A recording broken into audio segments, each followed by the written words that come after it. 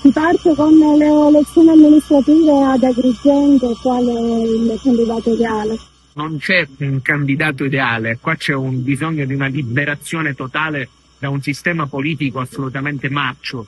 La vostra provincia ha dato i natali ai dinosauri della politica e sono convinto che gli agrigentini per bene vogliono cambiare questa tradizione negativa, i vari Lombardi, i vari Cuffaro, i vari Di Mauro. Noi vogliamo dare un'alternativa a questa tipologia di politica che ha costretto Agrigento a vivere con le botti perché manca l'acqua. Manco nei paesi, diciamo, del terzo mondo, con tutto il rispetto per i paesi del terzo mondo. Noi ci candidiamo a essere alternativa di questa realtà e controcorrente sarà presente con una propria lista alle elezioni amministrative.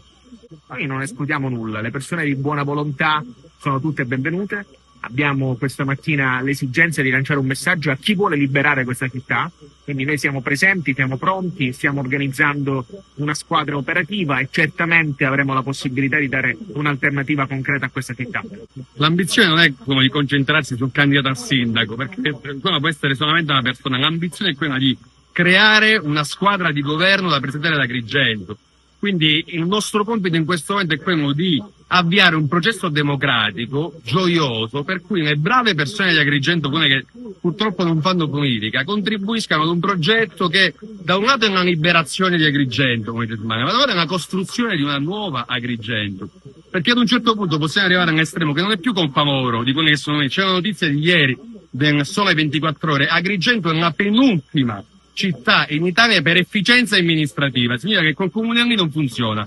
Noi abbiamo semplicemente un obiettivo, quello di portare in dentro gente che sappia lavorare, appassionata, per arrivare a 3 obiettivi di fondo: riavviare il lavoro in questa città, aumentare i servizi che in questo momento sono completamente inefficienti, e poi anche un dato quasi quantitativo: riportare in 5 anni 1000 agrigentini nella loro patria, cioè avviare un progetto per cui la gente possa ritornare a vivere qui e contribuire alla gestione di questo comune nella valorizzazione della nostra straordinaria città. Quindi ecco, un processo gioioso a cui invitiamo tutti a partecipare. Ovviamente sono 3 anni fermo, mi permetto di stare accanto a Ismaele perché è una persona che ha conquistato non solo la mia stima ma anche la totale fiducia.